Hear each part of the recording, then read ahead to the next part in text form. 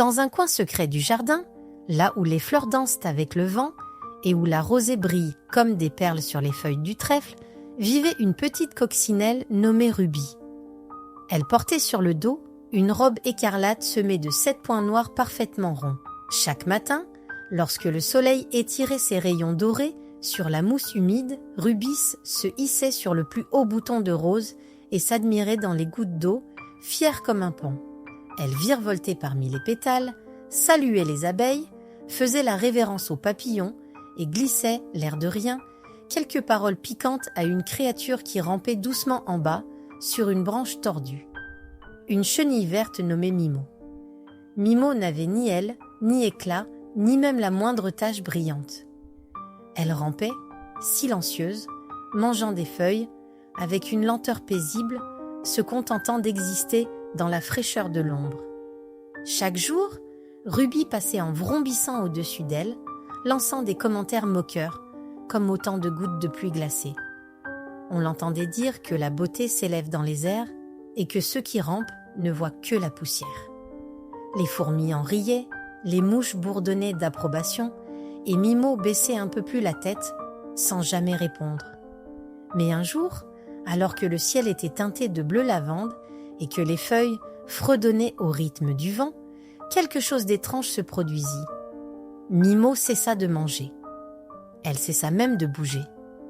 Elle grimpa au tronc rugueux d'un vieux chêne, plus haut qu'elle ne l'avait jamais osé, et là, dans le silence le plus total, elle se suspendit à une brindille. Petit à petit, elle se recouvrit d'un cocon de soie, une coquille douce comme un rêve, tissée de fils invisibles. Ruby, intriguée, battit des ailes autour d'elle. Elle appela les scarabées, les sauterelles, même la vieille luciole qui clignotait toujours avec lenteur. Tous s'étonnèrent. Où était passée la chenille molle et lente? Que fabriquait-elle là, suspendue, immobile comme une pierre vivante? Chers enfants, avant de poursuivre l'histoire, pensez à vous abonner à notre toute jeune chaîne YouTube Histoire pour enfants et à mettre un like sur cette vidéo. Cela nous aidera énormément à créer encore plus d'histoires amusantes et éducatives, rien que pour vous. Un grand merci à vous et maintenant, place à la suite de notre histoire. Les jours passèrent et le cocon resta fermé.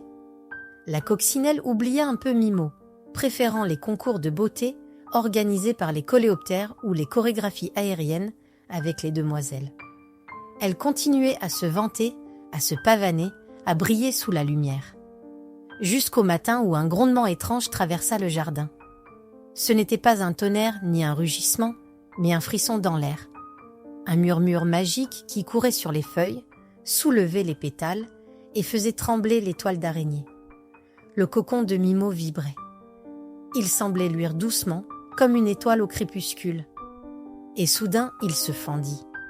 Ce qui en sortit n'avait plus rien de la chenille.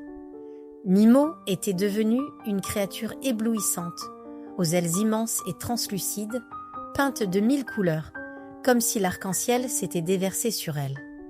Le jardin entier s'arrêta. Même les fourmis, toujours pressées, suspendirent leur marche. Les libellules s'approchèrent en silence. Rubis, figé au bord d'un pétale, sentit une chaleur étrange gonfler dans sa poitrine. Ce n'était pas de la jalousie. C'était plus doux, plus profond. Un mélange de surprise, d'admiration et peut-être un peu de honte. Mimo s'éleva dans l'air, ses ailes battant avec une légèreté de plume.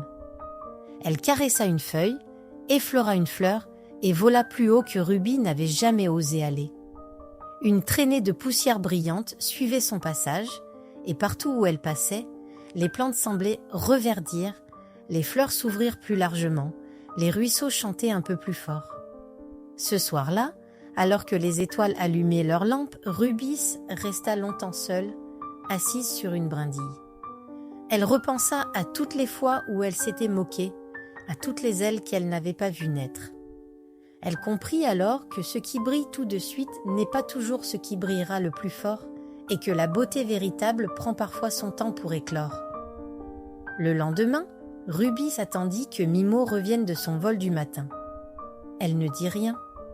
Elle offrit à l'ex-chenille un petit grain de pollen qu'elle avait trouvé, doré et rare. Ce fut un geste simple, mais dans le langage des insectes, cela valait 1000 excuses. Depuis ce jour, Ruby ne se vanta plus. Elle vola, oui, mais non pour se montrer. Elle vola pour explorer, pour admirer, pour apprendre à voir au-delà des ailes et des couleurs. Elle et Mimo devinrent d'inséparables compagnes, tissant des ponts entre le ciel et les feuilles. Et tous les insectes du jardin racontent encore cette histoire aux plus jeunes, que la patience transforme l'ordinaire en merveilleux et que se moquer des autres, c'est souvent oublier qu'un jour, eux aussi, peuvent déployer leurs ailes.